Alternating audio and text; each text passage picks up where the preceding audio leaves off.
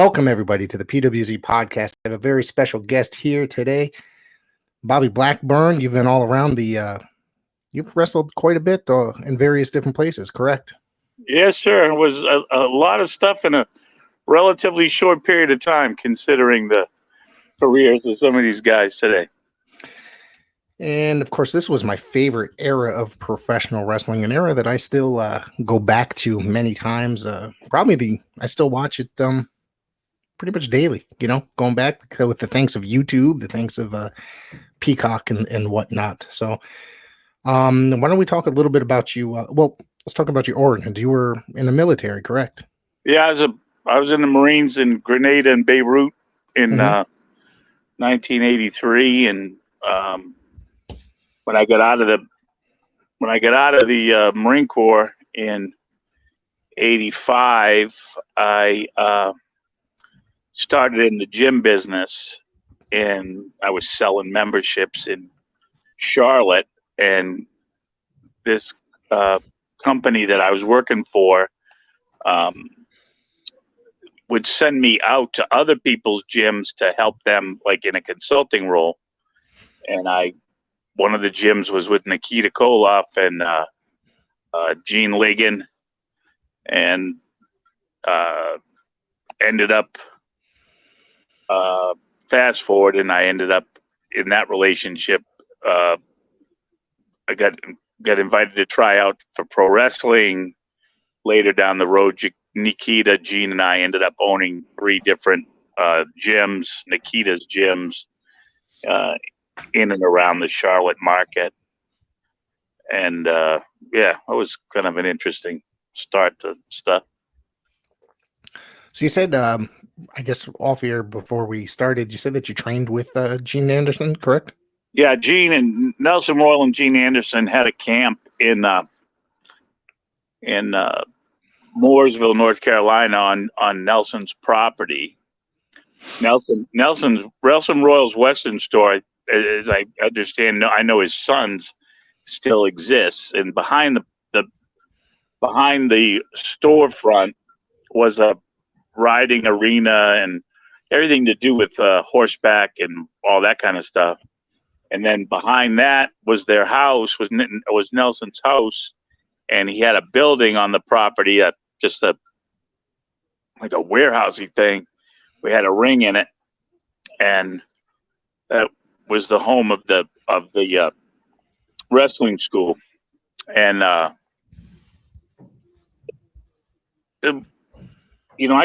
was brought in during kayfabe, so I mean, there were 250 knuckleheads showed up the day I tried out. And I mean, some guys showed up with their gimmicks on. Some guys showed up with their girlfriends as their valets. And I mean, that wasn't what it was about. So, like, you did a 5-mile run. This is in July, by the way, in North Carolina, in the heat of the day. It was a 5-mile run around this cornfield, then a 1.5-mile shuttle run, then a 1.5-mile shuttle run with a guy on your back. Then he put you on his back. And then you did 1 push-up, sprinted 50 yards, 2 push-ups, sprinted 50 yards, 3 push-ups. Well, that was up to 250 push-ups, in case anybody was asking. And then they put you in the ring with somebody that could amateur wrestle. They could stretch you. Right. And did I say anything about a break or a glass of water or anything? Because there wasn't one. Wow. And then you got in the ring, and the guy, turns you upside down like a Bachman pretzel. And that day there was a 250 that tried out, and four of us made it. Wow. How? Who was the other in your class that made it? I've been trying to think about because I get the two. There was 2 classes. There was one that was already there, mm-hmm. but it was because with Tommy Angel, Tommy Barrett was there, Steve Isley, and I think they were in the class ahead of me. And then there was Colt Steele, who's passed away, and I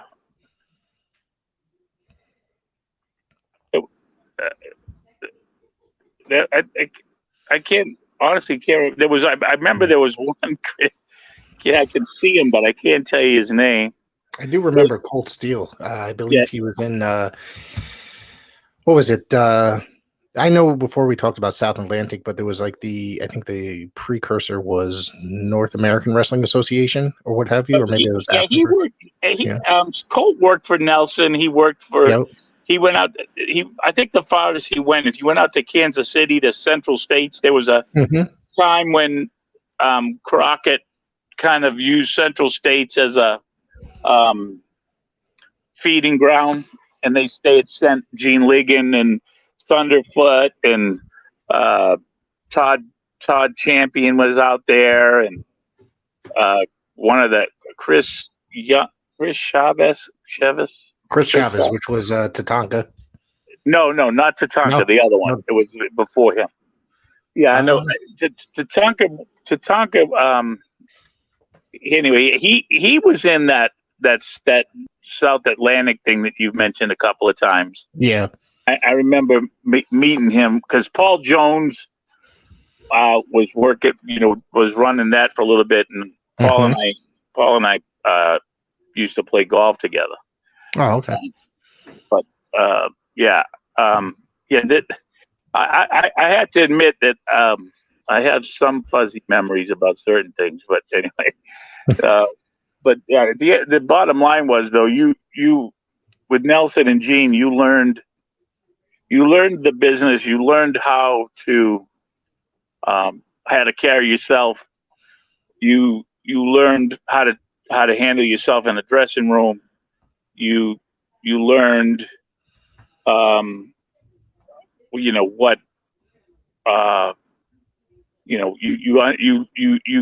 embrace kayfabe, and there's a number of stories that come to mind about that, but you just can't, and you learned how to work with different people, different ways.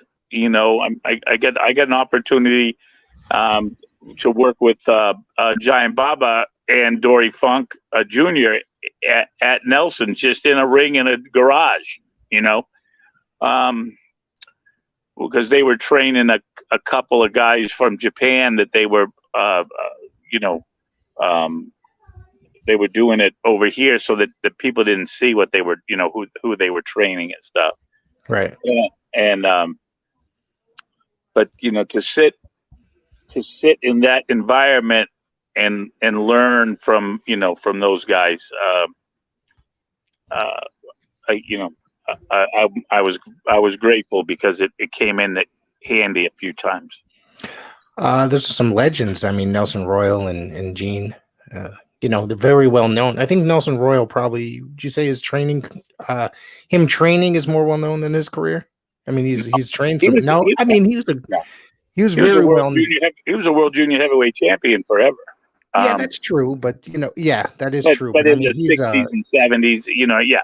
So I mean, listen, this group of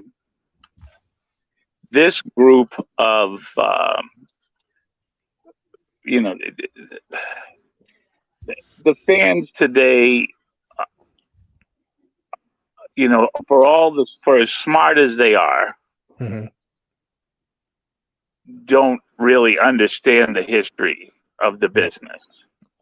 If the history of the business for you starts with the WWE, not the WWF, but if it starts with the WWE and it starts with all the stuff to do with the Attitude Era and all that, then you missed 30 years of what was, the foundation of all that. I started watching in 1984 myself, and it just kind of like It just So, after like my first year, I became obsessed. well, that was, so 84 is the year right before Stossel got slapped in the head. Yep. Yeah. And and and that popped wrestling a whole different way, because Mhm. you had doctors, lawyers, and Indian chiefs going to watch and see if it was fake. Yep. Um, some of the greatest compliments you could get in the parking lot on the way home was, "Man, you guys really went after it tonight." I mean, Mhm. I used to just chuckle. Like people thought they knew something that they didn't know. And Right. there's certain guys that you could watch for years, and would be hard to convince you that what they were doing was a work. Mhm. When you watched Harley race, if you watched the Andersons, if you watched Arn, you watched some of those guys, that dude, that stuff was snug. Yeah. Were you a fan growing up? Yeah. It's funny. Yeah. Now, growing up in Boston, of course, my what do you want to call it? Uh, what I saw was the old WWF. Right. You know, with Pedro Morales and Bruno Sammartino and all that, Mhm. and I'm 60, I'm 59 years old, so you know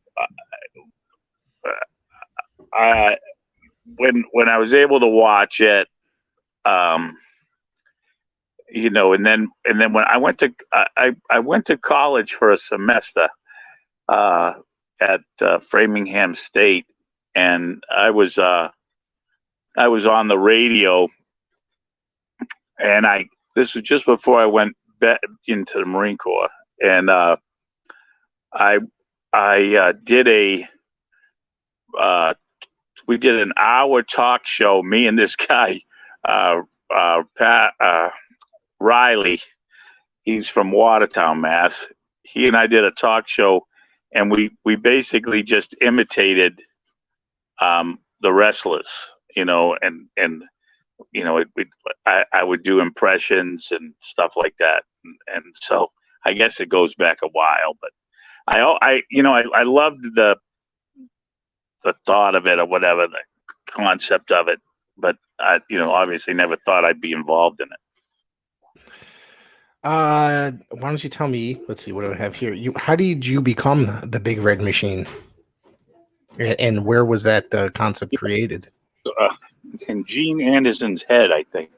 Um, the the well, obviously it came from Dusty, because Yeah. he had the pencil at the time. Right.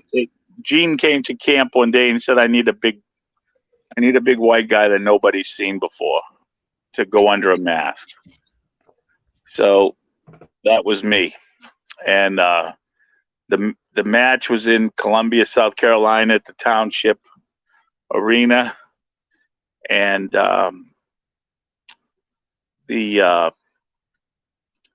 I wrestled. My partners were Ivan Koloff and Vladimir Petrov, who was a monster, but couldn't. He was scary in a lot of ways. He just gotten out of prison, as I understood it, as the lore has it, and we wrestled. We were working with Dusty, Nikita. Dusty and Nikita had just gotten together, and Dickie Murdoch, and the angle took place for Murdoch to turn on Dusty, and I learned a couple of things that night, and the most important was my first paycheck. On the back of it, when you signed your name, it said that you're signing away the rights of your likeness. That was kind of comical. I've never heard that before. That's so weird. Every check you got from any wrestling company said that. Did you ever have the opportunity to continue with them at all with the Crockett's, or was that just a one-off? Yeah, that was a really kind of a one-up thing. Part of it was I had been schooled to, to at that point, Crockett, this was 85, 80, that was 80, right at the beginning of 86. I had been schooled to that, so that was back then. That was Crockett and Vince, really. You know what I mean? Like and they were in the other territories. The other smaller territories were still active, but not. They were waning a little. I think Vern was going downhill rapidly. But the Vern was still hot, still up enough because I encountered that when I went to Alabama, but but the bottom line was, I was taught, Nelson had taught me, go get your experience, go work some other places, and become viable for them to work with you here. Because if I just stayed there, I mean, no disrespect to enhancement talent, but I would have just been, enhancement talent totally, and not get a chance to, to work. So the first place I went was, I called Angelo Savoldis. I got Angelo's number, and I called him, and then Nelson talked to him, and they brought me in up there as I was a babyface as Irish Bobby O'Brien, and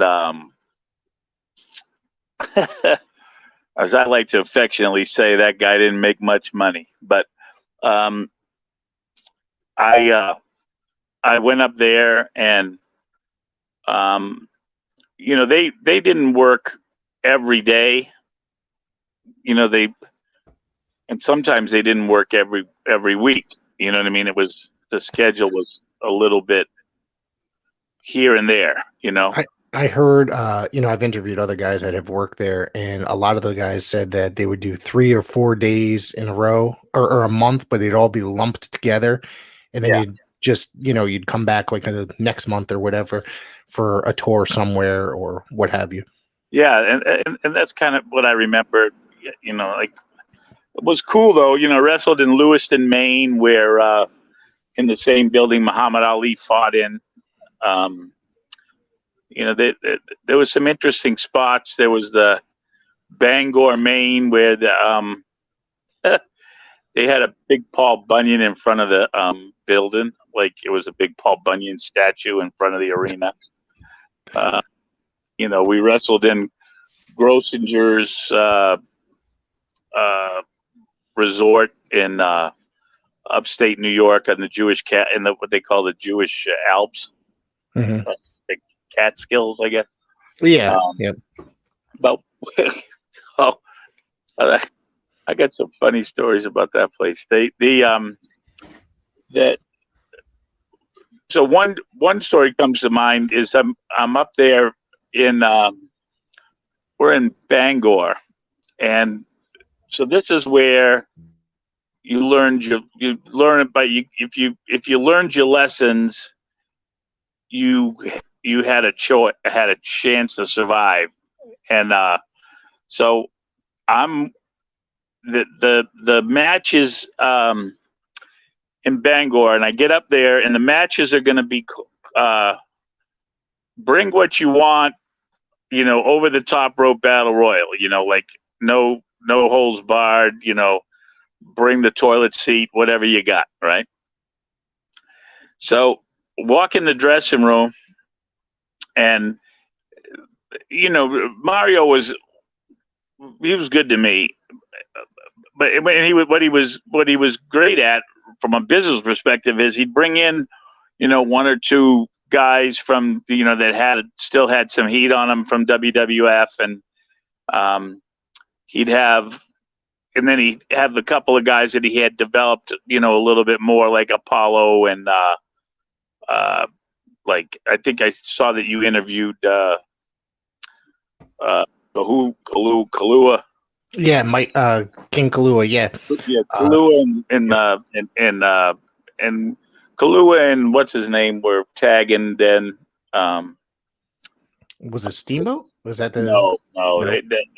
There was I'll think of his name in a minute. Oh, it was Tom Brandy. Tom Brandy. Yep. Yeah. And then then they would bring in and then they'd have some of the locals, like the Tony Rumbles and the Eric Sprachas and stuff like that. So so I walk in the dressing room and there's all these young guys who really don't, know jack, and they've got like baseball bats and like stuff that looks like it would kill you, and trash cans and stuff, and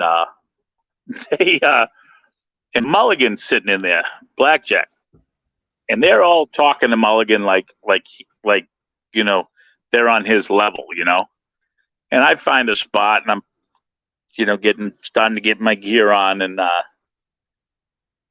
Mulligan looks at me and he says, "What are you gonna tell me?"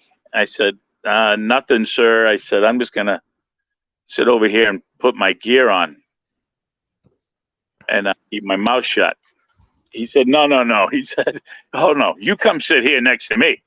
He said he sends all these other guys away, and he goes, "All right." He said, "What do you got for this, battle royal?" I said, "I got these chalkboard erasers that I wrapped in red brick-colored tape, so they look like bricks, but they're chalkboard erasers."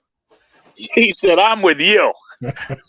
So we go get in the corner and proceed to beat the hell out of each other with these chalkboard erasers, and just tried the hell to stay away from those other guys until it was time to go home. Because, that was some scary looking stuff they were bringing into the ring. This was all kind of really pre, some of these, it was pre Mick Foley and the death matches and whatnot. So, yeah.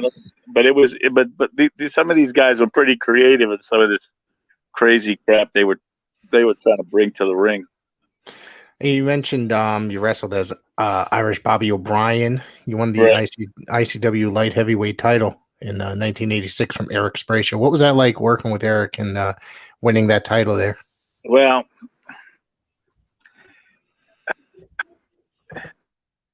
it was uncomfortable.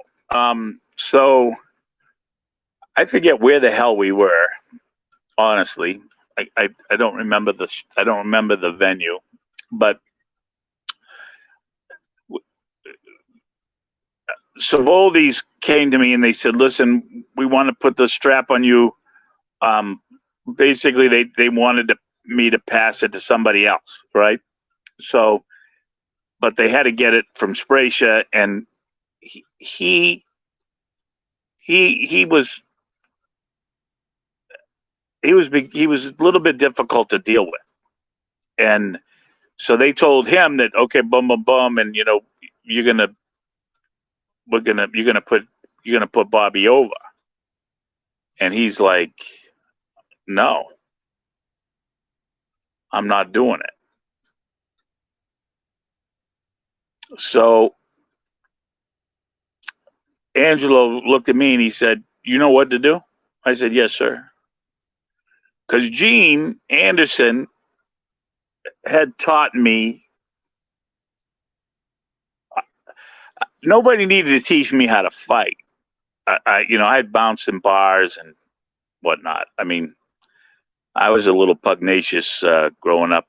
I like to say I was like 300 wins, 2 losses by the time I was 17 years old. So I get in the ring with Sprayshed, knowing that he's not going to do the job. And so, we worked for a little bit and I called for the finish, and I was supposed to, babyface sunset flip, and he blocked it. So I got up, rolled up, and I said, "Protect yourself," and I hit him right in the face, and then took it. So I actually tried to call him maybe a year ago just to, say hello or whatever. And he wasn't too keen to hear from me, so I guess. I've heard sometimes he's like that with people. I've reached out to him. He, never got back to me, basically. So anyway, God bless him. He just anyway. But yeah, that was. Yeah. I had 2 different times in my career where what the finish was supposed to be and what the finish ended up being were different. Yeah. That was an interesting exchange. Tell me about, now you worked, obviously it was Tony Atlas there in ICW. He was an ICW mainstay for years and years and years. So yeah, he ended up, I think he still lives in Maine now. But so I get to a show in, I think it was Lewiston, and Mario says to me, he says, "Bobby," he said, "I need you to get the Sheik, Iron Sheik, and Tony Atlas to Long Island tomorrow for the show." I looked at Mario and I went, I got a Renault Alliance. It's like a golf cart with doors. Little, shit box. And he said, "Well," he said, I need you to get him there and blah, blah. I said, "All right." So we pile in, we stuffed Atlas in the back seat, and Sheiky gets in the front seat, and he says, Bobby, we must stop at State Police Barracks in Portland." I said, "What for, Sheiky?" "We must get to my hash pipe. They confiscated my hash pipe. I need to stop and get it. I smoked dope with all the great wrestlers." I looked at him and I went, "We ain't stopping for that. Matter of fact, we ain't stopping for nothing." So, almighty, I'm thinking to myself, here we go. So we get to Boston. It must have been about, I don't know, 2:00 in the morning, because it was like pretty sure, if I remember right, back in the day, it was like about 4 hours from Lewiston to Boston. So I get to Boston about 2:00. I get to my mother's house, and I called her before we left Maine, because back then, of course, there was no such thing as cell phones or nothing. And she said to go ahead and bring them. So I brought them home, and she got up at 2:00 in the morning, God bless her soul, and cooked for these yahoos. Wow. And then we go the next morning. We go get up, and we're going to go down to a friend of mine owned a powerhouse gym there in Watertown. Gotta remember his name. He passed away too. Anyway, we go to the gym, and Atlas, he says, "Bobby, I'm gonna bench today." I'm like, "All right." Now at the time, I'm like, I'm 6'4", like 270 or something like that. Maybe I might have been even a little lighter then. And he says, "I'm gonna bench today." He said, "I need a spot." I said, "Okay." So I get over to the bar there, and he's got 650 on the damn bar. I looked at him and I says, "Atlas," I said, "if you can't lift this, I'm dumping it to the right. My right. I'm dumping it. I can't pull it off of you." He's, "Oh, okay." He proceeds to hit 650 for a triple pause. Take it up, bring it down, count of one, push it, count of one, push it. He tripled with a pause, 650. And that was a legit strong dude. And I had worked out one time with our CD, who was the world champion at 705 at the time, and I think for sure Atlas was stronger than him. But anyway. But yeah, that was a funny weekend to deliver those two yahoos. They you don't want to travel with Sheiky. You never know what trouble you're going to get into. I've heard countless stories. I don't know if you remember the Sioux War Party that worked for, I guess, ICW when it was IWCCW. He's the guy, Al Farrat, had an incredible story of him traveling in Puerto Rico with the Sheik. So, the funniest Sheik story I ever heard was from my partner, from Randy Collie. Randy and I tagged together in Alabama and Continental and Southeast, and one of the Moondogs for anybody that's listening. He was the original Moondog, Moondog Rex. He was the original Demolition Smash before Barry Darso took over that role as well. It was his gimmick. He actually he created it. He created Demolition. Yep. Randy passed away a couple of years ago too. Yep. Anyway, he tells the story about Sheiky being late to a flight in Detroit, and gets to the airport. He's a little bit late. They actually close the door. He talks him into opening the door. He sits down. He gets on the plane, and he's supposed to be in coach. He sits down in first class, and he fires up a doob. Right there on the plane. Right on the plane. But that was back in the day when they were smoking and non-smoking. Right.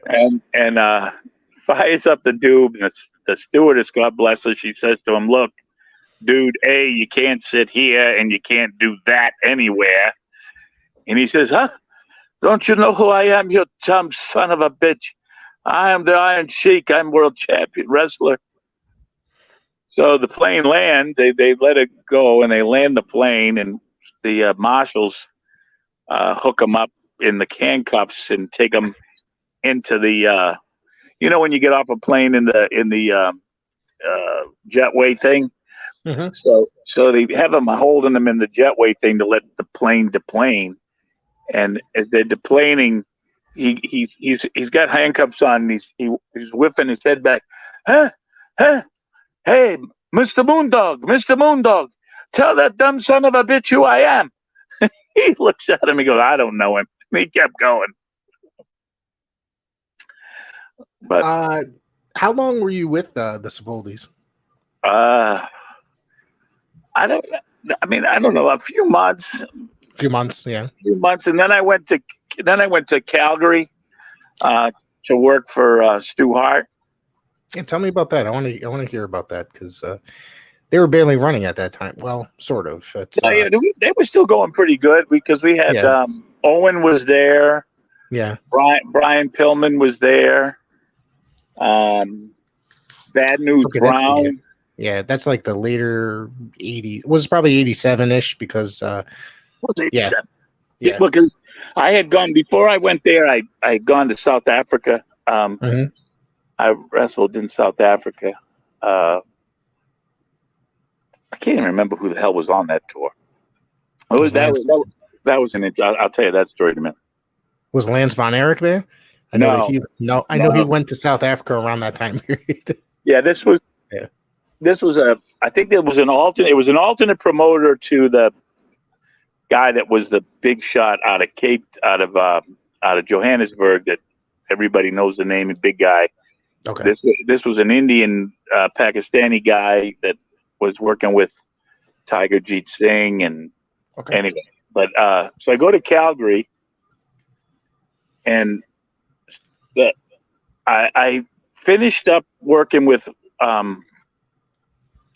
Mario somewhere up in Maine somewhere, and I was with I had been on the tour, that particular tour. I was running with Paul the Butcher Vachon, And Butcher, he knew Nelson really well, and he looked out for me, you know. Yeah. So I had a little 1981 Toyota Corolla. It was white. I remember that. And after the tour, I had so many days or whatever till I had a report in Calgary. So Butcher said, "Come on." He tells me I went up to his house, to his family's farm, and met his mom in Montreal, outside of Montreal, and had a couple of days relaxation there. And he told me, he said, "Listen, you know, go to Calgary, go back down through the States, go down through Buffalo, cut across, and then go up. You know, stay out of it. Don't drive in Canada because it's more expensive, you know." So I get down into Buffalo, and I drop the transmission in my car. And I have X amount of days still to get to Calgary. So I bought a bus ticket. So I take a bus 55 hours across Canada.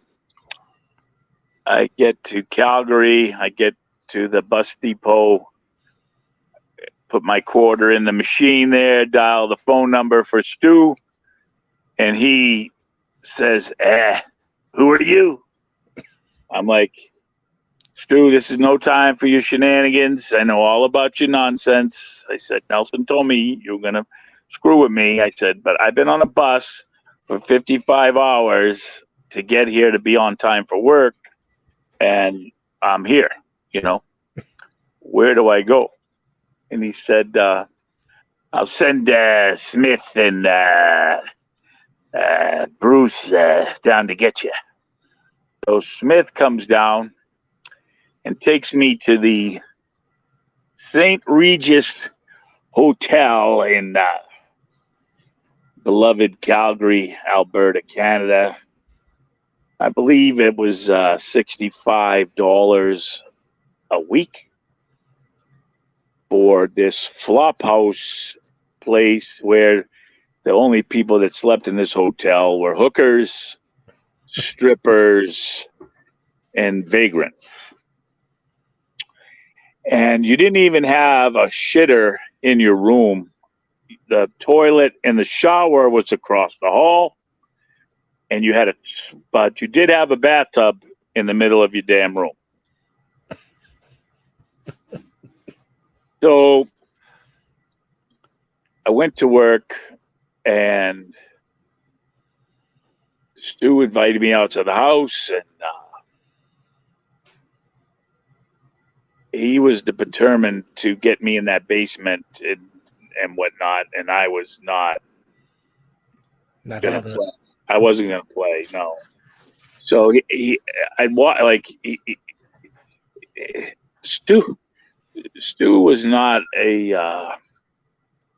didn't keep a particularly clean home. They had cats every damn where. I've heard there was cat shit throughout the house. I guess maybe a documentary. Maybe it's Dark Side of the Ring. Maybe, I don't know, but there was there was a fair amount of cat shit, and they had like you know the grime that gets in between the counter and your sink, that if you're not careful, okay, he'd have his knives sticking in that, you know. God. And he hooked me a couple of times, and you know, and let him have his bit of his fun, but it wasn't a great experience. I mean, Owen was good to me. I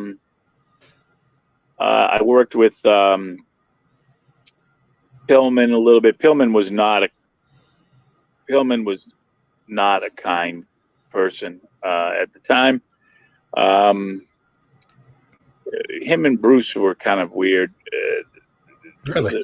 It was a weird. It really was a weird experience. I mean, I think I ended up being there about 3 or 4 weeks.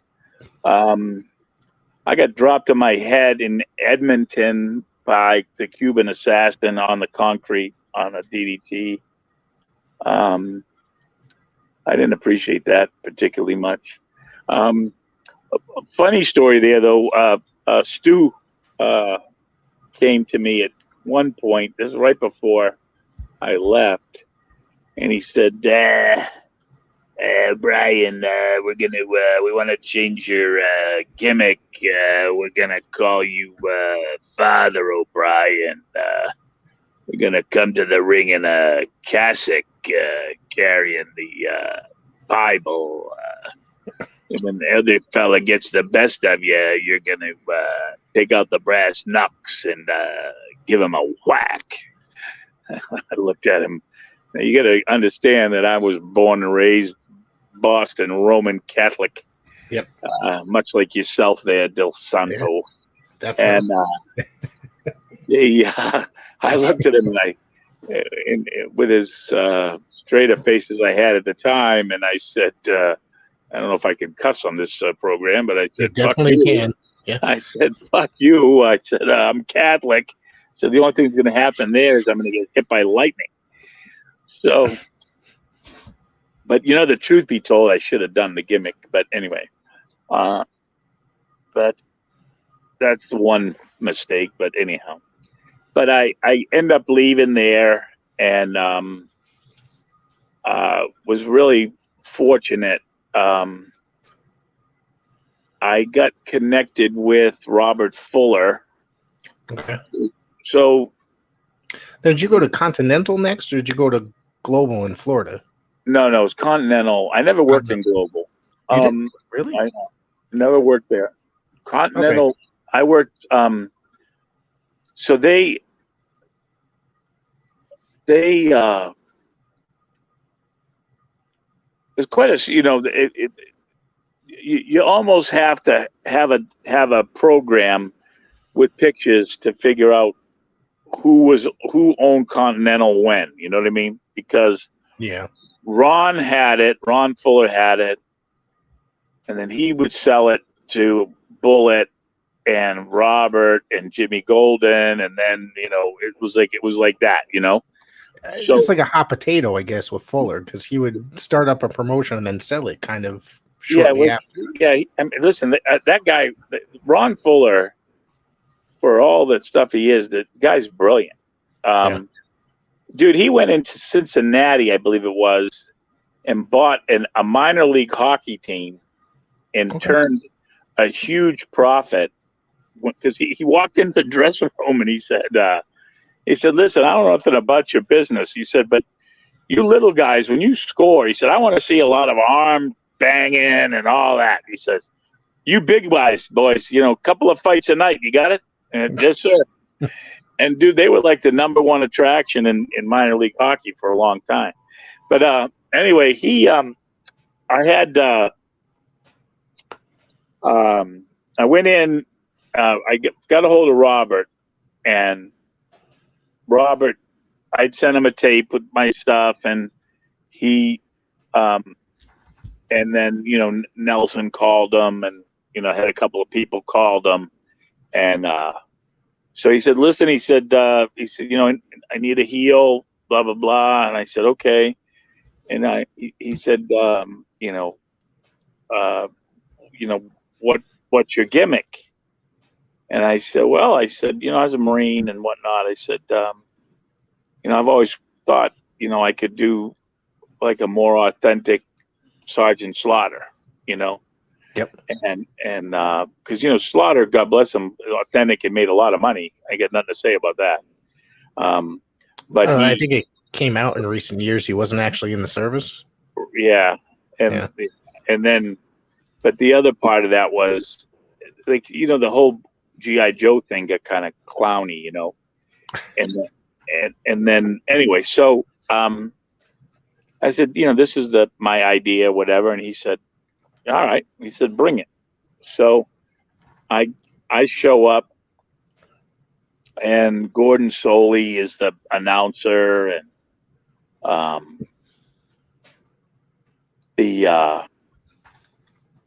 I think the first night I worked, so Sid is there, Sid Vicious, is there under the Lord Humongous Right. hockey mask, and Mhm.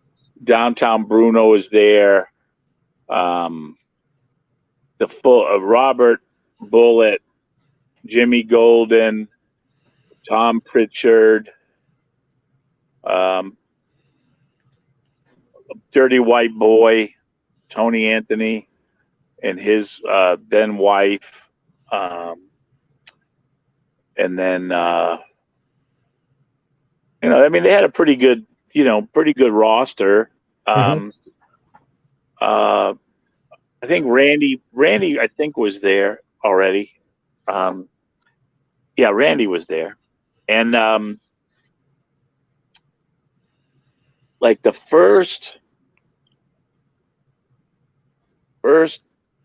night I went in, worked on TV. They rolled their TV on Mondays in Birmingham at the fairgrounds, and we'd shoot like 2 or 3 weeks of TV, in the can, and then you worked essentially the same towns essentially every week. Okay. Tuesday was like Florence. Wednesday, every other Wednesday was Meridian, Mississippi. And then there was an alternate town. I forget which the other week was. And then Thursday was usually a spot show somewhere around Birmingham. And then Friday, every other Friday was Columbus, Mississippi. Saturday was always Dothan, Alabama. Every other Sunday was Pensacola. And you kind of did it again. Right. So first got there, the houses weren't very big. I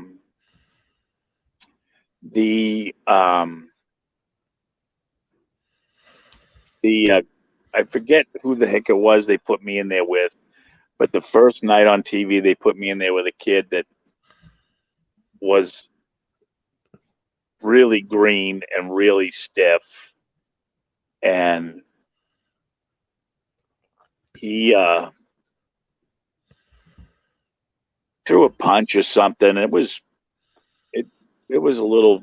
It rattled my cage a little bit, and I hit him with a chop across the chest that they could hear in the dressing room, in the restroom, and they all came outside. All the boys came out of the dressing room thinking, "Oh, this guy's dangerous," like Mhm. he's gonna hurt me. So I had to work uphill from there, and then Gordon really got me over in the territory. I came to I would wear the DI hat and all that stuff. Maybe you show a picture or something. And I was in Tuscaloosa. We wrestled in Tuscaloosa or something, and I went to the Bear Bryant Museum because that thing was pretty cool. Yep. And I bought well, the Bear Bryant Museum actually came after that. But I went to one of the local stores, and they had these Bear Bryant hats, the houndstooth hats, like replicas, right? So the DI always came out onto the set to do the interviews with a little wad of chewing tobacco and a cigar. So I walk out on the set, and Gordon starts selling the hat, and I'm twisting the hat, like this, and Gordon says, "Baba, DI, that's a Bear Bryant's hat." I said, "Oh, huh, I thought it was a spittoon." And I blow a wad of chew juice in his hat. And back in those days, now I sound like an old man.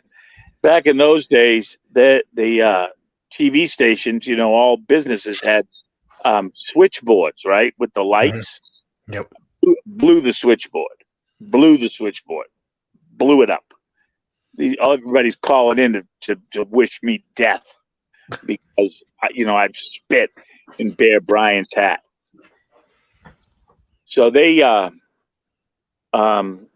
then Robert and Jimmy, I would work, this was before they tagged me with Randy. I'd work, first or second match or whatever, and I worked with pretty much everybody on the roster, and then they'd bring me back, and I'd work the 6-man tags with them at the main event, and I'd take the falls. You know what I mean? I'd do the jobs, but man, I got to learn. It was so good, and then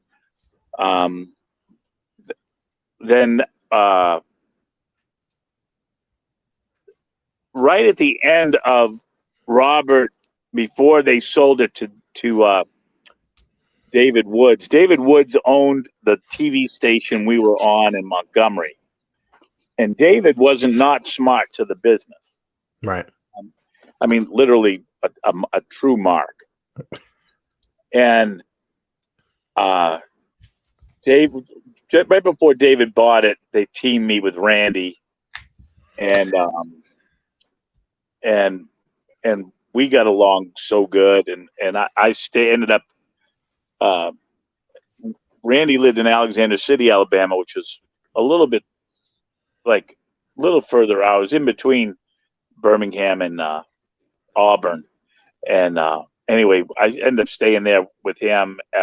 He had a gym, and he had an office in the gym that we converted into a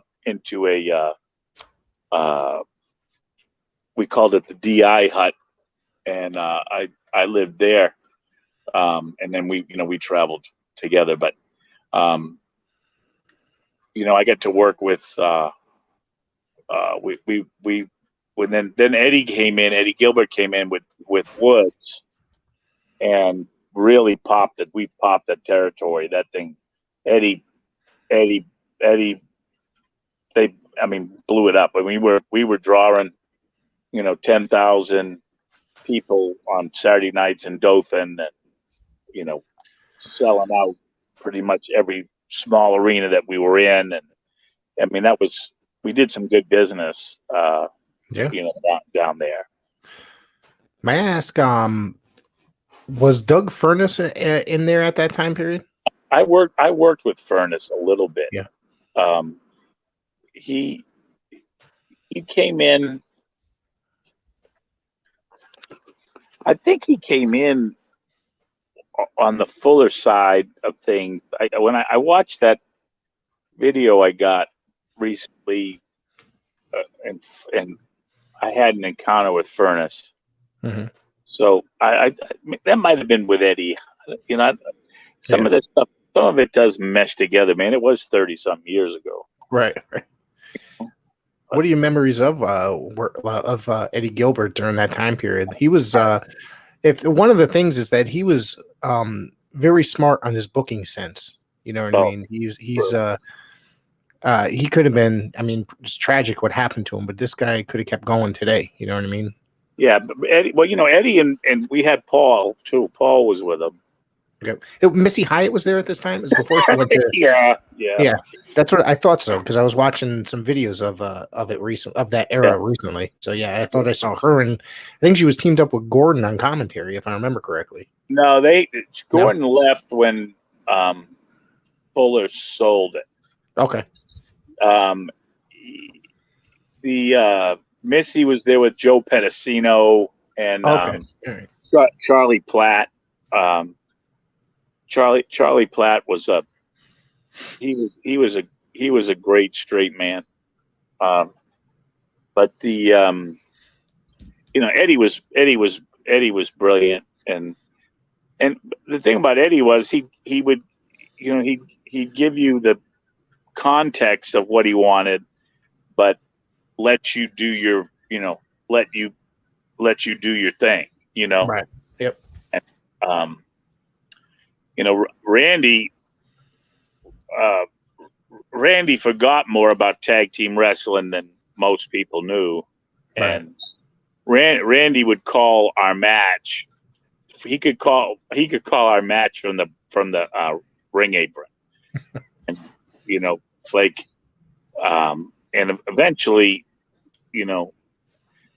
I listen. I was 3 times the talker I was the work, but he taught me how to be relevant, Right. and how to keep my heat when even getting beat, and that's an art unto itself. But I mean, I'd get arrested for some of the stuff I said back then.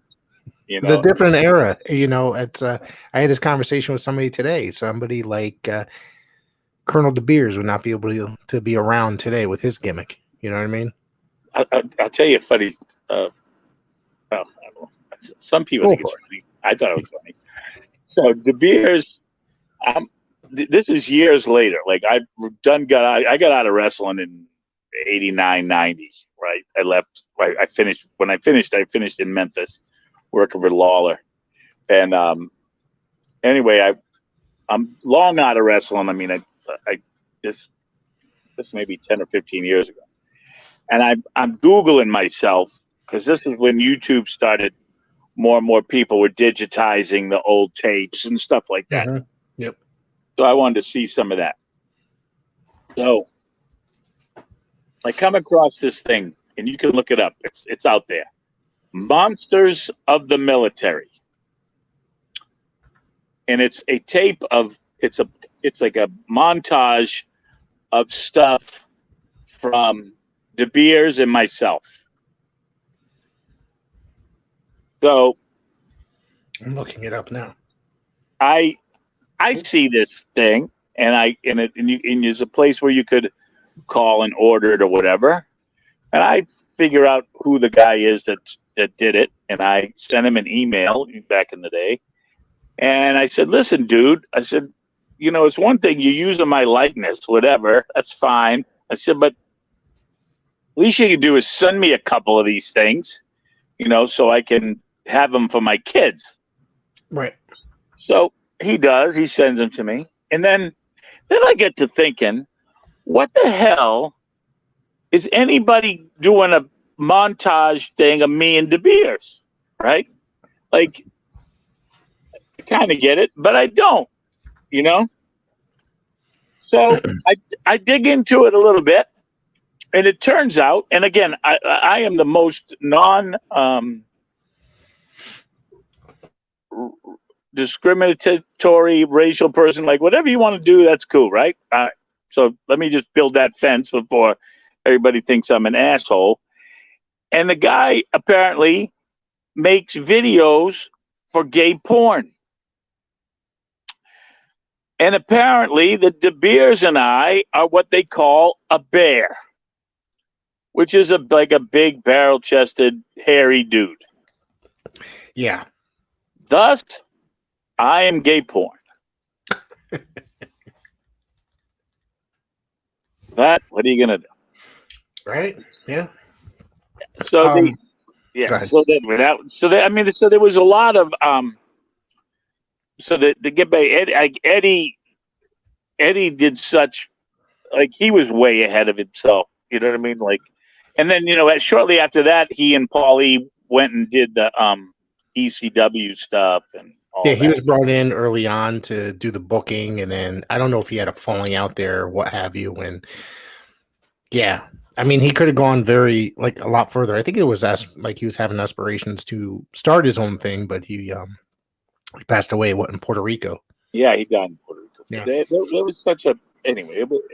That was sad.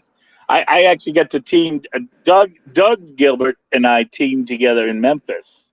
For the short time that I was there, I got booked.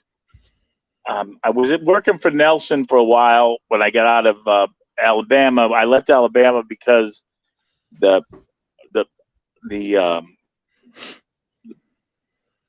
Eddie and the owner basically couldn't get along. Okay. And they and the whole thing was getting kind of squishy, and so it just didn't make sense. So I did some shots. I actually did a couple of shots for Mario back then. At that point, I did a shot for Vince as yeah, I'm gonna ask you about those. I have a couple of those in my notes here. Yeah, I worked with Jake the Snake. He put that damn snake on me. I can tell you that's the most watched video in the 3 country clubs that I worked at. I watched that today. Actually, I sat there. I'm like, I'd never be that guy. Literally, I hate snakes. No, so, I hate them too. But for $250 and you're broke, you're going to take it. Well, I guess you're right. Can I ask you a couple questions before we move on to from the Continental about guys you wrestled? If you remember any of them, yeah. Do you remember meeting Mark Young at all for Continental? That's he was my valet. Mark was my valet. Okay. He was Private Pile. Yeah, I believe that he had a stint in WCW and WWF. I believe he was he Jules Strongbow's kid or Jay's? Yeah, Jay Strongbow's kid. Yep. He was Chief Jay Strongbow's son. He was adopted. His mom was what a wonderful lady. You know, yeah. Chief was Chief. Yeah. But Mark, they brought Mark in, and you know, I pitched it. I pitched it an idea of making to create a private for the drill instructor. Mm-hmm. So I was Sergeant Bob Carter, the DI Bob Carter. He was Private Mark Pyle. If you ever watched the Gomer Pyle show, his drill instructor was Sergeant Carter and Private Pyle. So that was it. So when I would walk to the ring, they would yell, "Gomer, Gomer." I mean, like, anyway.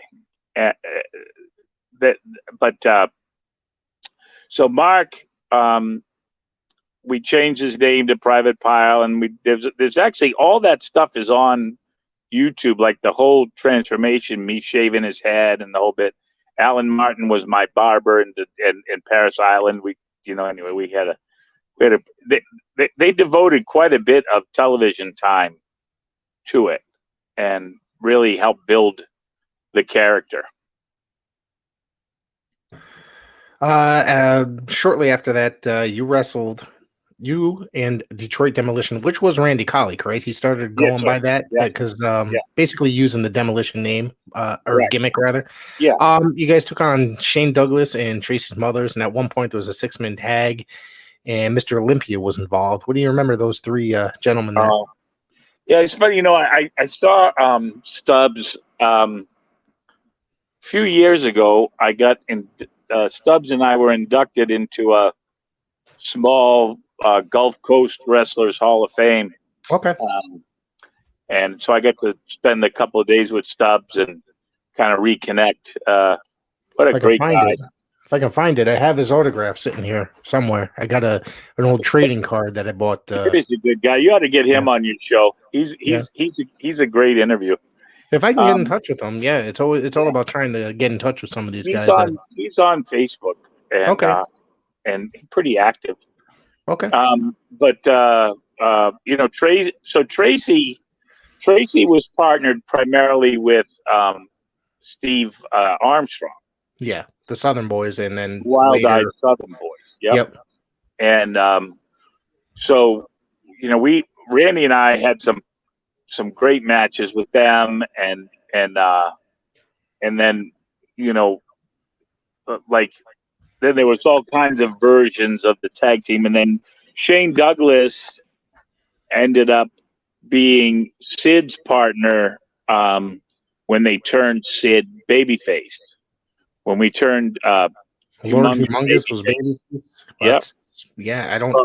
I'll tell you a funny story about that. So Humongous, the babyface version of Humongous, decides that he thinks it's a good idea So he corners me, throws me to the corner. I take the corner, and he runs in and jumps up on the second rope, like he's I don't know, Tito Santana, and is going to punch me on the top of the head. Dude, he's 6'9". I'm 6'4".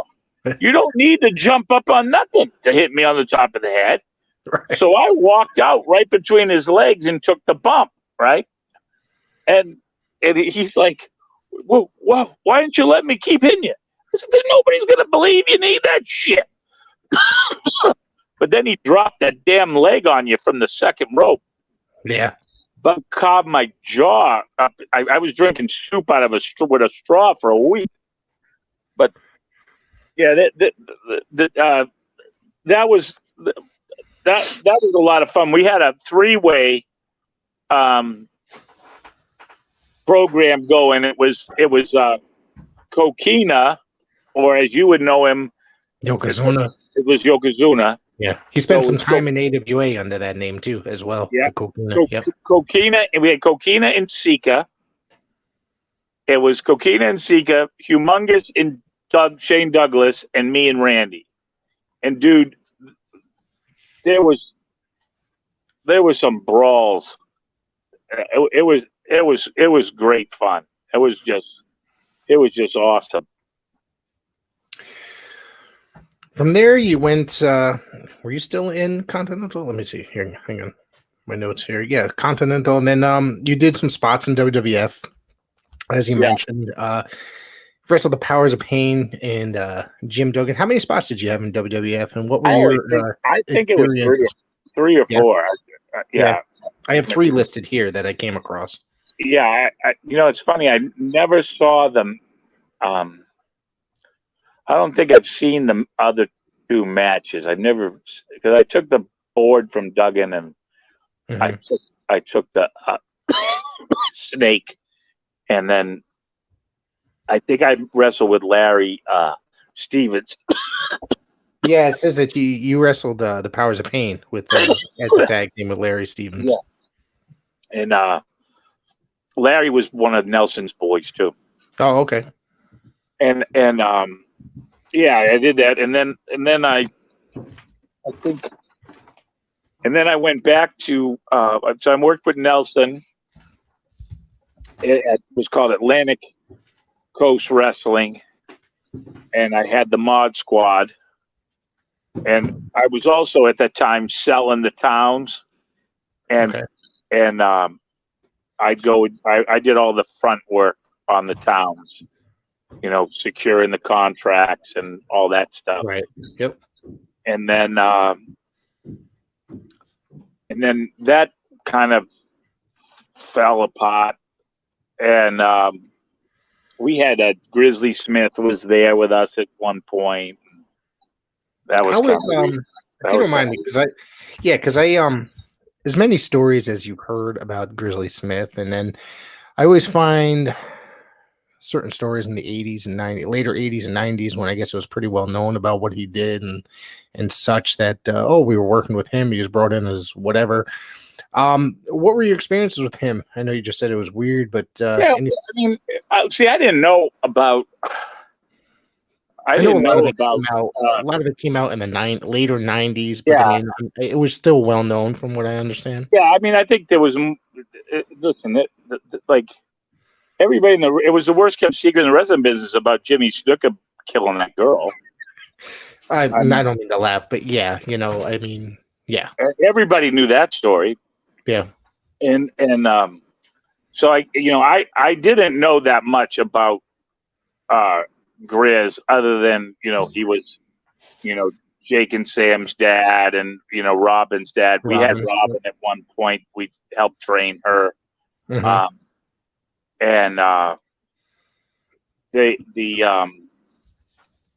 So yeah, like,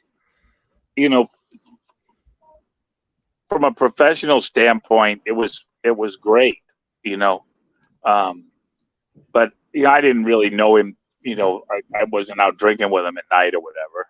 Right. Wasn't he part of WCW too at one point briefly? Yeah, I think so. Probably early 90s, maybe 92, 93 when Yeah, Watts was there, maybe. I don't. I honestly couldn't tell you. Like when I walked away from the business for a few years, anyway, I was really dormant in a sense. I didn't even talk to. The only thing I did do then was when I walked away is I worked for Arn. I worked with Arn Anderson. I did his pension and all that. I got in the insurance business when I got Oh, out. okay. All right. When I got out of the thing, and then I wrote his autobiography. The first one that came out? Arn Anderson Forever. I have that book. So didn't even put it together, but yeah, I have that book. If you look in the front of the book, it'll tell you that the dream catchers, and that was me. Okay, cool. And I pre-sold the book and distributed the book. I had a guy that I went on the road with Arn and did all the interviews, and then this guy transcribed what he said, and then I formed it into paragraphs and made it real. May I ask you your experiences other than that with Arn? And I'm just gonna shoot this out there that Arn was my favorite wrestler growing up.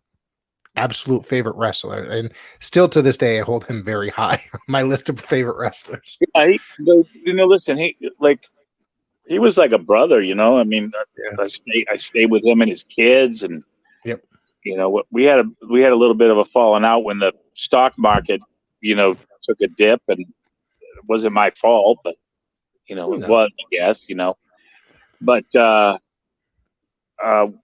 was there with him when he went through the stuff with his neck, and it was like 95, I think, right, when he retired.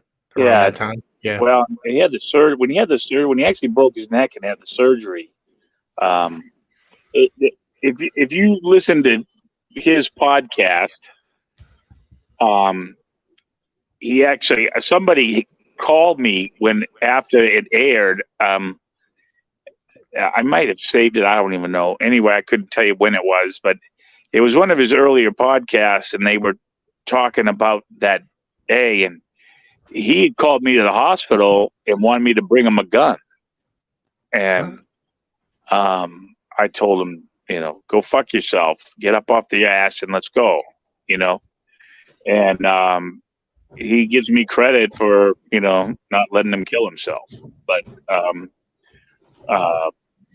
that was but he probably the most underrated talent ever. I've heard, not to get away from talking about your career, but I've heard that there was so many times that they wanted to put the belt on him, and then he refused because of his loyalty and his friendship with Flair. Yeah, I don't know about that. I've read it a couple times. God knows if it's true at all. I couldn't comment on that. I wouldn't know. I mean, there's a lot of people that say a lot of stuff. Everything's on the internet's real. Absolutely. Just remember. That there's two real sports: wrestling and roller derby, and everything else. I'm convinced that real sports are fixed. So, all right. If you look at the football, let's look at the fact that the last two Super Bowl champions won the game in their own stadium as the home team. Come on, it's fixed.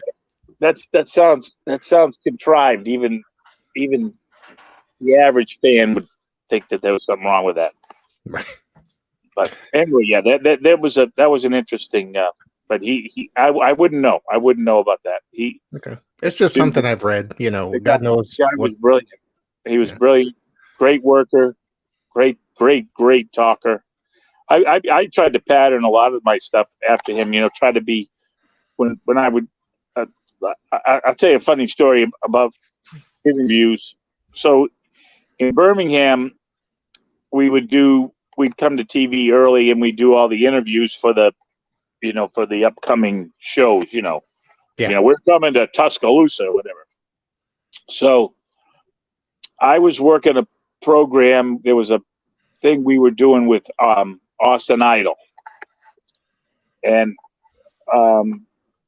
Idol was somebody that definitely thought a great deal of himself and whatnot. And in so many ways, I think he feels like he got screwed, because Hogan did better than he did with the same stuff. You know what I mean? If you look at the early Idol and early Billy Graham, that's where Hogan got a lot of his stuff from.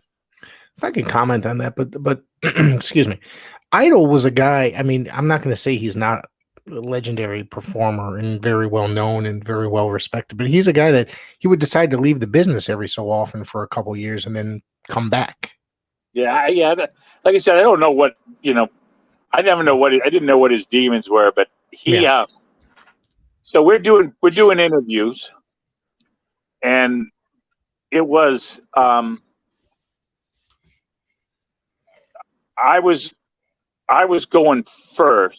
Is that how it went? Yeah, I was going first, and then Idol, so the heels would go first, and then the baby faces would follow it. Right. And yeah, I was 3 times the talker that I was the worker. And my stuff was always topical, like I'd say stuff like bet on it, Pete Rose did, stuff like that. And so I'm doing my thing, and I'm humming, and finally Idol says, dude, I can't follow this shit. He said, I'm going first. Let him follow it. And so that was that was one of my favorite kind of memories of kind of validating, right. What, my career, if you will, to have somebody of that, status basically say that he couldn't follow my stuff. But anyway, I digress. So you moved to USWA. Oh.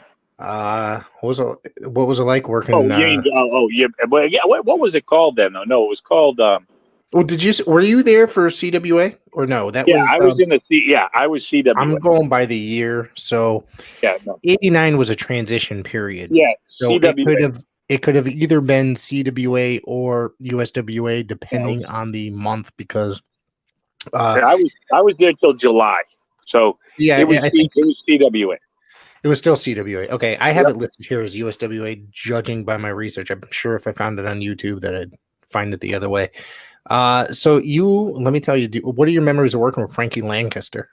Oh my God, I had a blast. Yeah, I remember him in World Class and WCW, and of course Memphis. So I actually worked with him in Continental. We tore the absolute roof off the top of the Columbus, Mississippi auditorium. And I think we were on the card second. Totally. Matter of fact, I called for a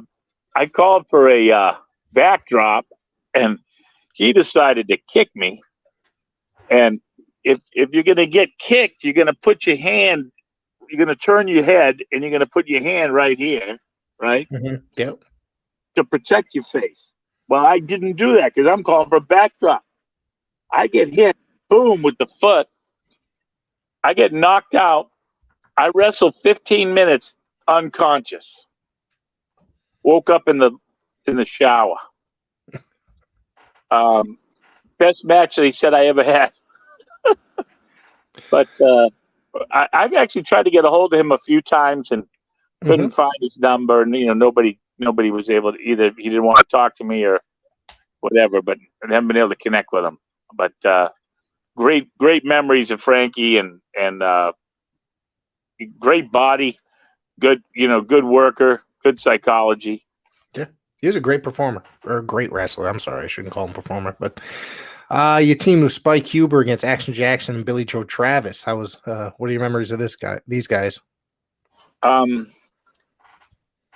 Not a lot. I mean, Billy Travis, I remember. Spike Huber, I think, was a little well known around that time period. Yeah, Right? musclehead with a good haircut. Yeah. Yeah. When I first got there, they had me with him, and then they gave me Doug.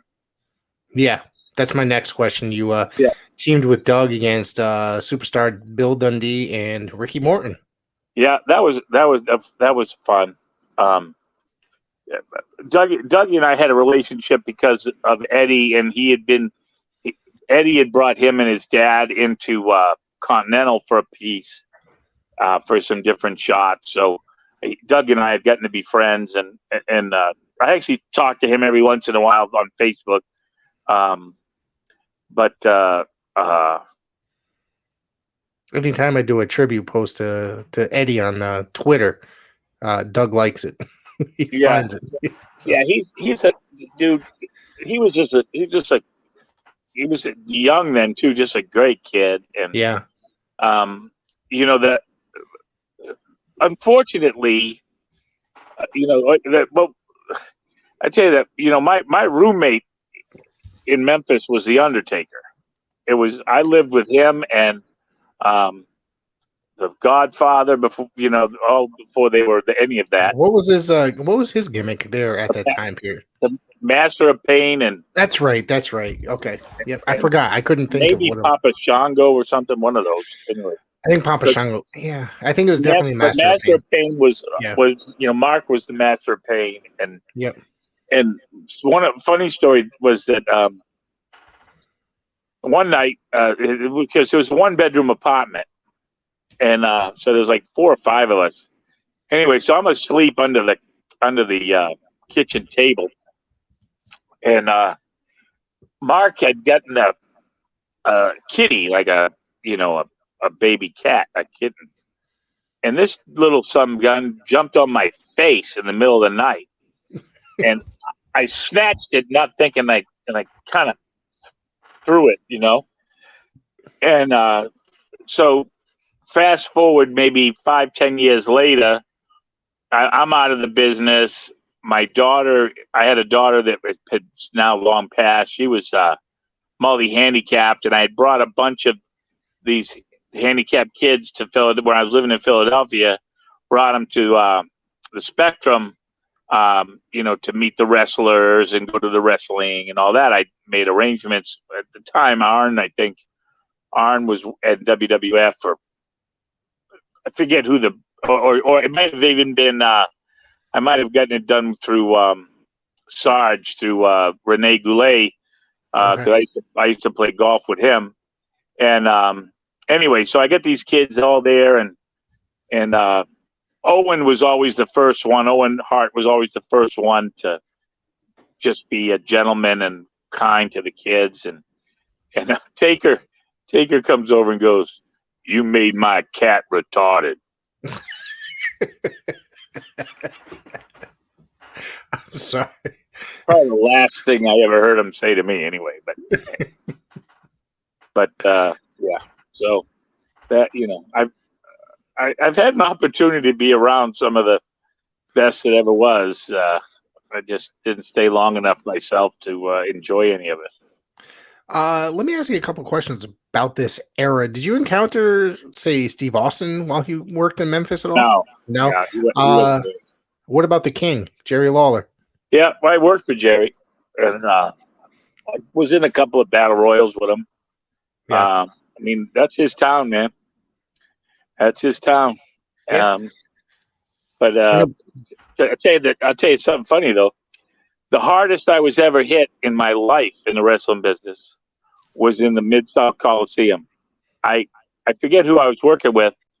I'd thrown him out on the floor, and I had my back to the crowd, to the front row. And because I'm picking the guy up, I'm going to get ready to punch him. And wham! I get hit across my shoulders like, oh my God. I get hit with a freight train. Turned around, this old lady, 70-something years old, with a friggin' cane. She had just creased my back. I was ready to lay somebody out. I turned around, with a clenched fist, ready to punch somebody's lights out. I look at it, it's her, and I go, "Oh, nice shot!" It was all I could do. Still happening in that era, like at that time. That's funny. I do have Battle Royal here. Listed a bunch of guys. Maybe you worked with them. Other than that, maybe not. If you don't mind me asking about him. What about Black Bart? Have you worked with him, or I worked with Bart a couple of times. Yeah. I think once in Continental too, though. Okay. He's got a book coming out that's being worked on right now. Oh, that's interesting. Yeah, I bet that'd be interesting. I'm friends with the author, the guy that's helping him write his book. He was actually on the podcast recently talking about his newer book. So who's that? A gentleman by the name of Vinny Barry. He I don't know. I could send you a link to the I know the podcast. I know Scott Teal's written a few. Yeah. And this guy wrote the Lance Von Erich book that came out a couple years ago. Oh, okay. Yeah, I didn't even know. Yeah. Yeah, it's very, very good book. It's very interesting. Yeah. So what about do you ever encounter Brickhouse Brown? I don't think so. No? At least I don't remember. Okay. That's cool. I worked with Pez Watley. Okay. Tell me about that. Do you have any good memories with that? Oh my God, yeah. We had a great program in Alabama. We had he was wrestling as Willie B. Hurt. I remember that, yeah. And we had a program that the blow off was going to be in Montgomery, and we've been working together 4 or 5 months, I guess, and it was pretty good, pretty heated stuff, and I used to say some colorful stuff. You can watch those videos if you want, so the blow off was Montgomery. It was an afternoon show on a Sunday, and so the Saturday night before the show, the guy that owned the TV station owned our show, of course, and he owned this dance show that was kind of like Soul Train but local. Okay, and it was in the nightclub in Montgomery. So he's like, "Bobby, I want you to go to the nightclub tonight, tomorrow, and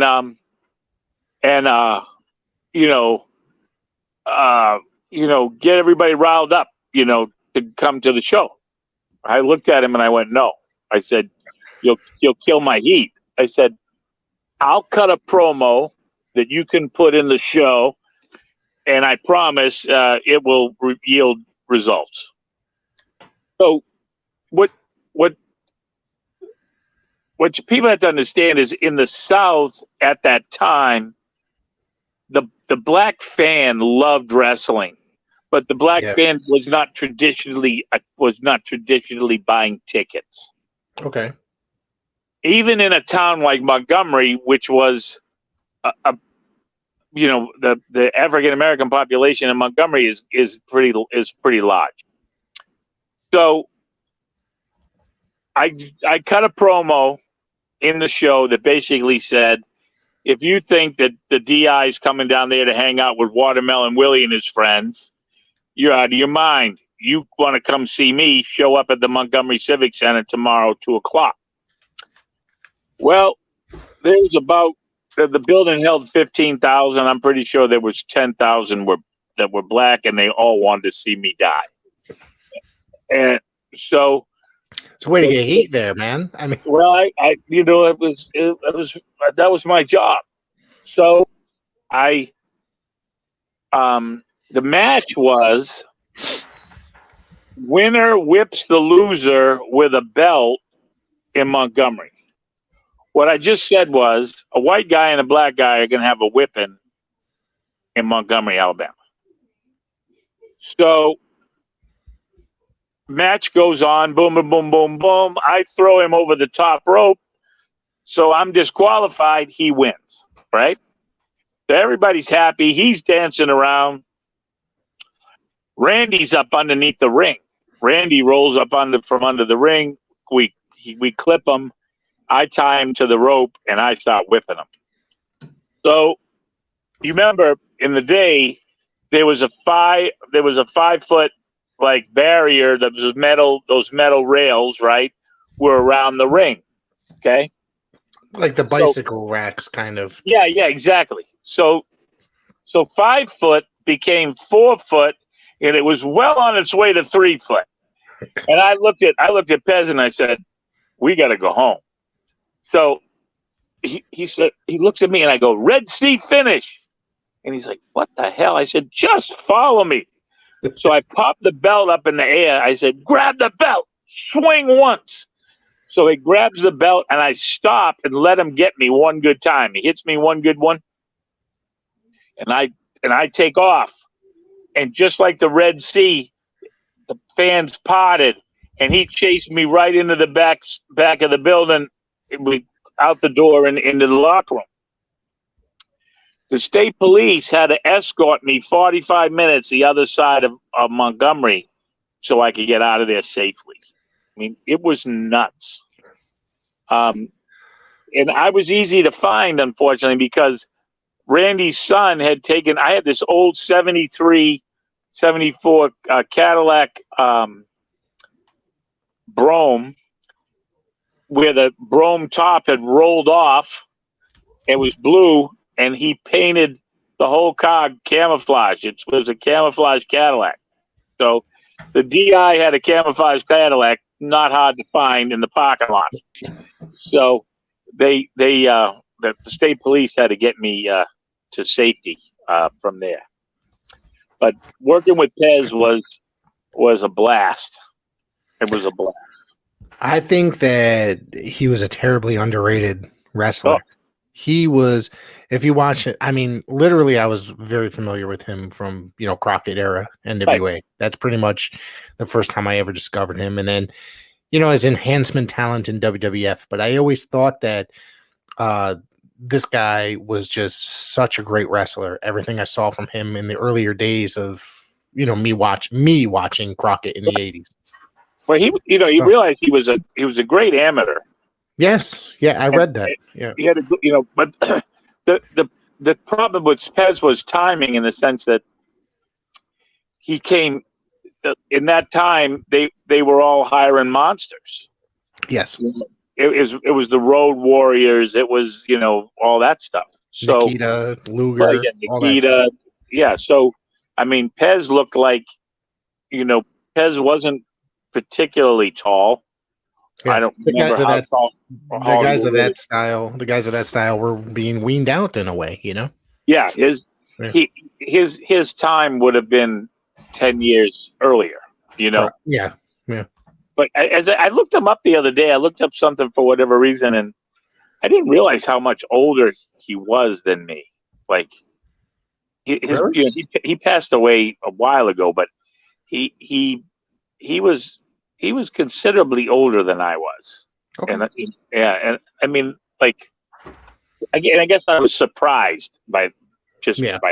But anyway, yeah. But what a solid human being too, dude. Yeah. Solid human being.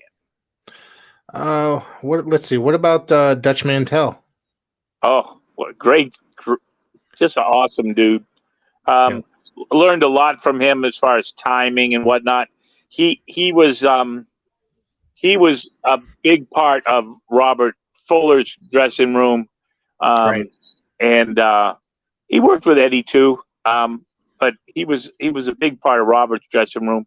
So when I first came in there, he was very kind to me, and helped slow me down a little bit, and always good wisdom, Mm-hmm. But tremendous character, tremendous talent. Did you ever get a chance to work with Iceman Parsons? No. Never was anywhere near him. Okay. Jeff Jarrett, obviously. Yeah, I did work with Jarrett. Yeah. I worked with a young Jeff Jarrett. And I actually saw somewhere amongst the stuff that I have found on YouTube over the years was a match between me and Jeff. Okay. And I mean, it was a kind of a cordial, whatever. I mean, I was just, I was a young heel calling a match, and that was pretty much it. Yeah, I think Jeff Had is a hell of a career. And Jeff is a really great wrestler, and he knows the business so well. I think he gets a lot of flack by the modern fan, if you will. Again, people don't understand that. He was brought in. He grew up with his grandfather and his dad. Lawler. He was born into the business, literally born into the business. He sat under some great learning trees, and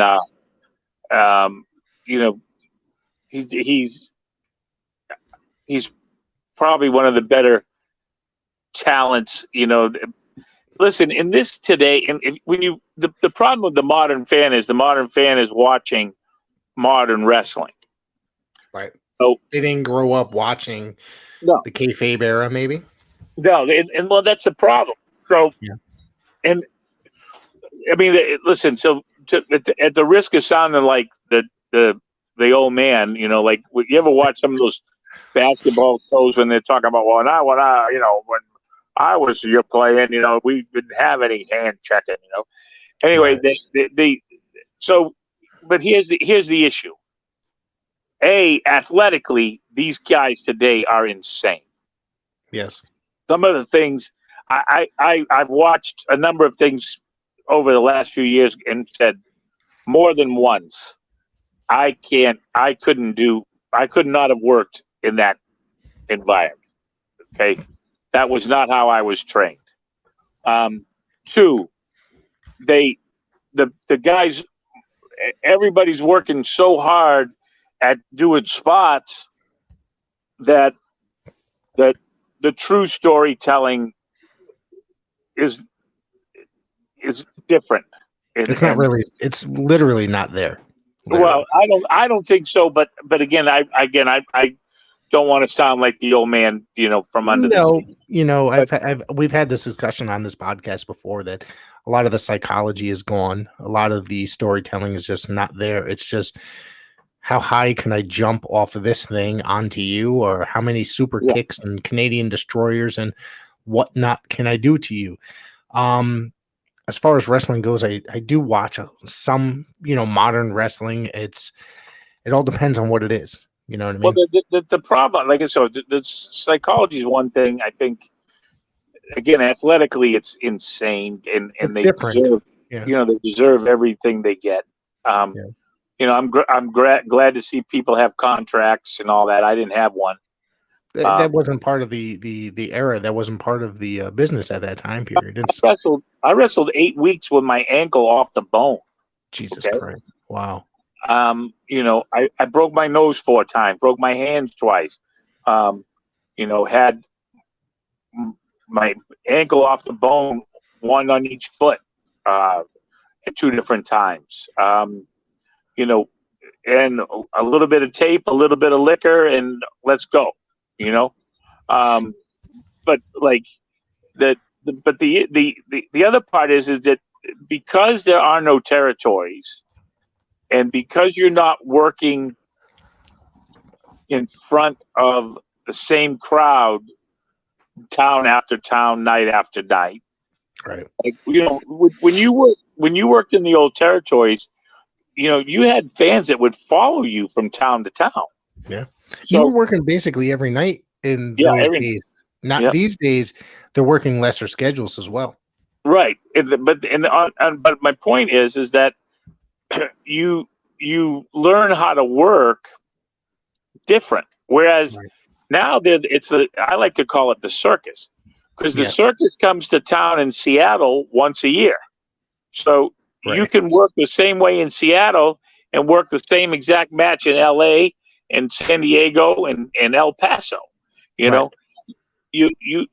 couldn't get away with that in the territory. So Right. my point is, because they don't have those alternate experiences, everything kind of looks the same. And I've never seen more false finishes in a match that doesn't really matter than I've ever seen in my whole life. So that's one of the things that bothers me the most is the false finishes over and over and over and over. You know what I mean? yeah, It's just so common. It should be, that's supposed to be saved for a, like A title kicking match, out maybe. of somebody's finish shouldn't happen on an average Monday night. The other thing with that is a lot of times it's these people are kicking out of the big finisher moves, such as a pile driver. Do you remember certain moves were finishers back when you or I were watching? Yeah, you don't listen. You didn't kick out of Harley Race's finish. You didn't kick out of the King's finish. I wouldn't dare kick out of Harley Race's finish. I mean, but that's just not something you did. Yeah. But they, again, it's a different business. And you can't fault it. They're making money, and God bless them. Right. They don't.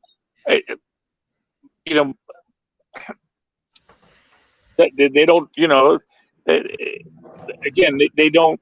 It's just not the same. So, and you can't compare them. It's apples and coconuts.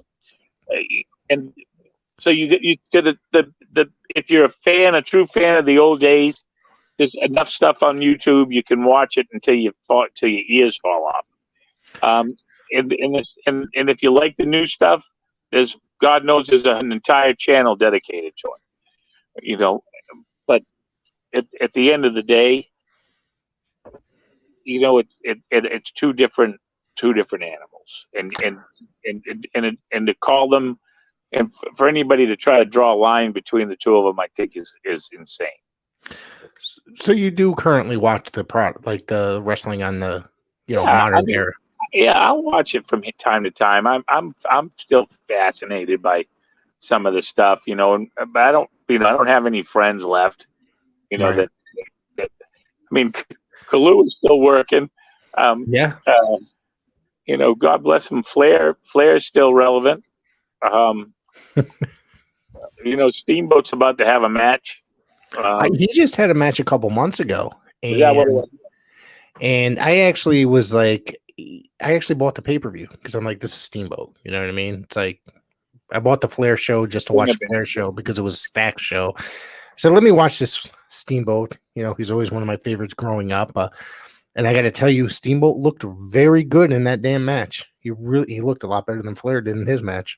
I mean, Steamboat has taken care of himself for his whole. Yeah. Well, Rick, God bless him, tried to, after his son died, tried to drown himself. He's been miserable since. I feel bad for the guy in many, many aspects. So what do you watch? Like, as far as when you do watch, say it was WWE, have you tried watching AEW or the current NWO? I watched a little bit of AEW when Arn was in there with Cody and Collie, and then I haven't been able to find. None of that has ever grabbed my interest. Yeah. I've watched some WWE, like, and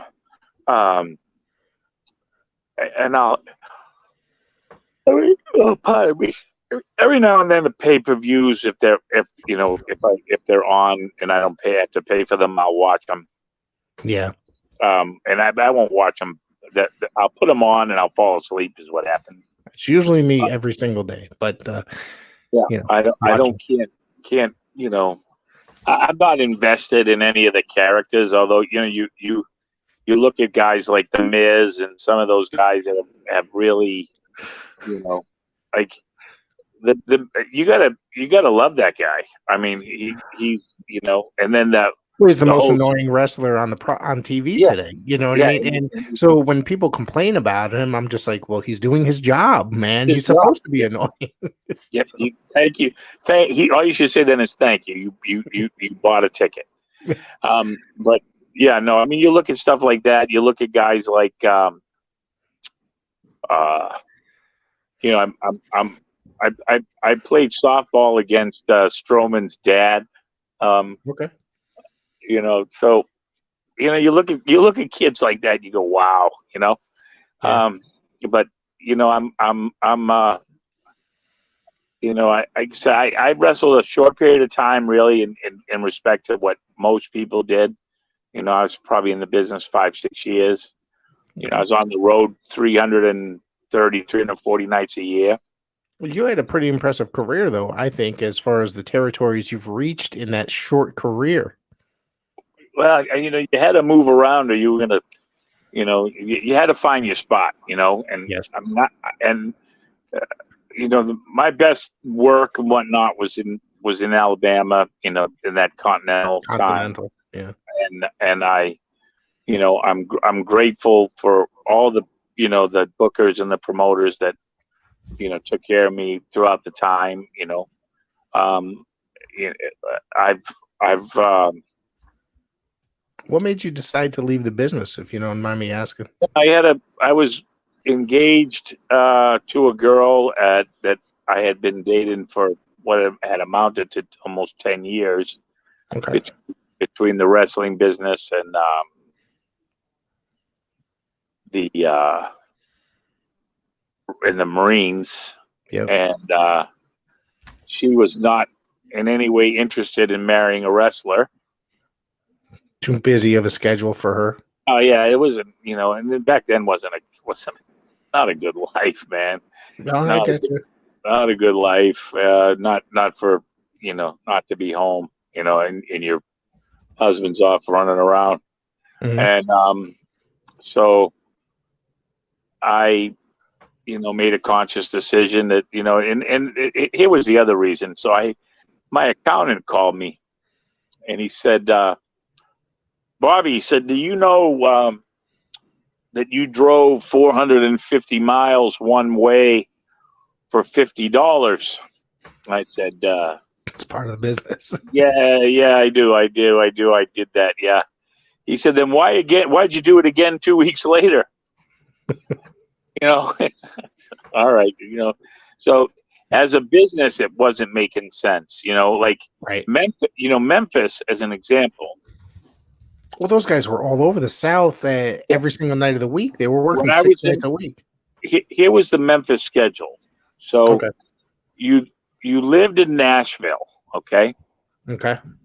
So let's say in Nashville, you woke up on Saturday morning and you drove 250 miles one way to Memphis to do live television, which, if I remember correctly, and I think I do, you didn't get paid for that. For TV, you didn't get paid, from what I understand. Yeah. Not in Memphis. And then you drove back 250 miles to wrestle in Nashville in the fairgrounds on Saturday night. That same night. Yep. Sunday, you'd wake up and drive to the other side of Memphis to Jonesboro, Arkansas. Then Sunday night, you'd stay at the Admiral Benbow Hotel in beautiful Memphis, Tennessee. What a shithole that was! I was gonna say, it sounds like a classy establishment. Oh, yeah.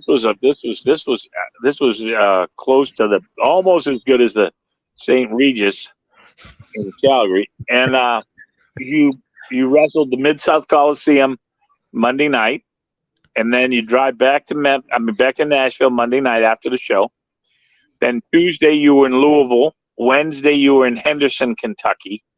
And then Thursday and Friday night was some kind of spot show, usually somewhere around Nashville or, you know, between Nashville and Louisville. You know, I mean, it might not have been as crazy driving that night, or maybe. Yeah, not as bad.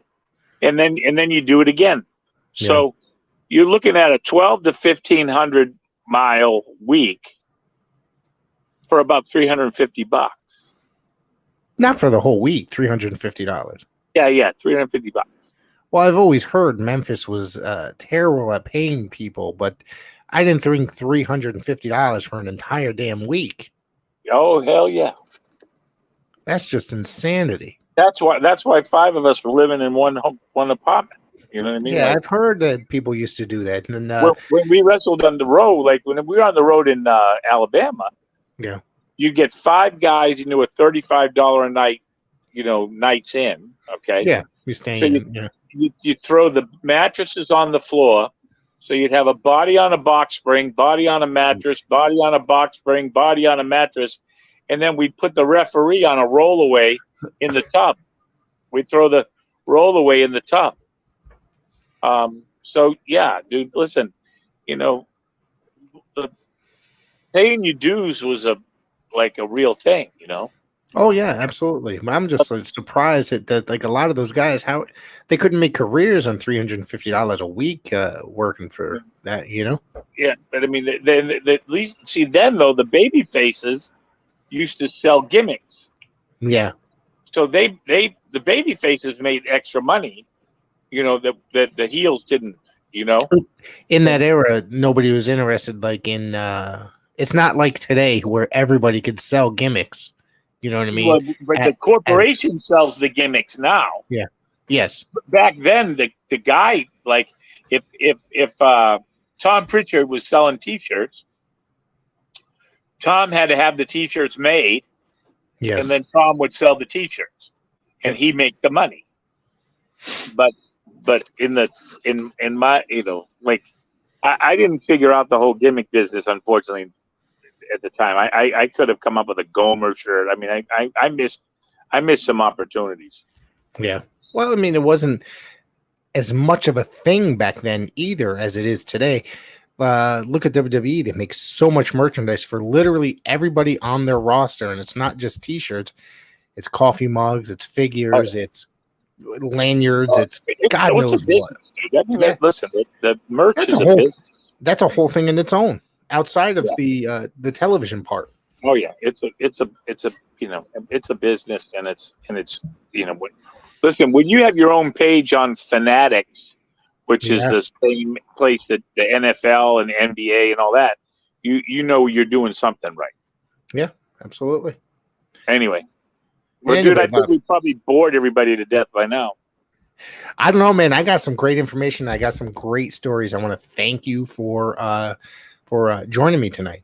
We should do this again sometime. Maybe just shoot the shit, talk about wrestling in general. Maybe. All right, you got it. Covered pretty much your whole career here. So, why don't you tell anybody if you want to? Do you have any other social medias that you want to put out there or anything? Dude, I mean, I'm not involved anymore. I mean, if somebody had something they wanted signed or something, you can find me on Facebook. You can find me at Bob Blackburn on Twitter.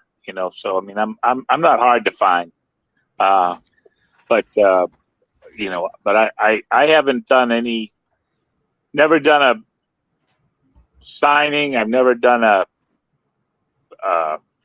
retirement tour. No, nobody needs to see my fat ass wrestle. I can promise you that. I wouldn't pay to see it, and I wouldn't expect you to. I got too much pride to let anybody have to watch that. But I enjoyed my time in the business. I've had an opportunity to make more out of it than in it. As a result of wrestling, I'm in the golf business now. I run a couple of golf tours and golf leagues, and I work at a couple of country clubs with a golf pro friend of mine. And because of wrestling, I got to play golf with Yogi Berra, and that's amazing right there. Some really cool. I was with Bobby Thompson and Ralph Branca, the shot heard around the world. Played golf with them. Played golf with some, people like some of your northern folks up there that might like Lawrence Taylor or whatever. That guy should have been a heel wrestler. He was a jerk. Hey, I saw him. I was at WrestleMania 11. Him and Bam Bam Bigelow. It was in Hartford, Connecticut. So. Yeah, he was a jerk. I heard. But at the end of the day, mate, I appreciate opportunities like this to, remind myself of some of the things I may have done, and hopefully people were entertained in the along the way. Bobby, I want to thank you. I had a lot of fun learning about lots of great stuff here. Get to talk about some of my favorite territories, such as Continental and Stampede. And, of course, the Savoldis, which I'm a huge, huge fan of. Everybody that listens knows that they accidentally get brought up in every single episode that I record. Mario is a great dude, and I'm Angelo. Angelo was a guy that he looked out for me. And I'll always be grateful. Thank you again. And folks, we'll see you later.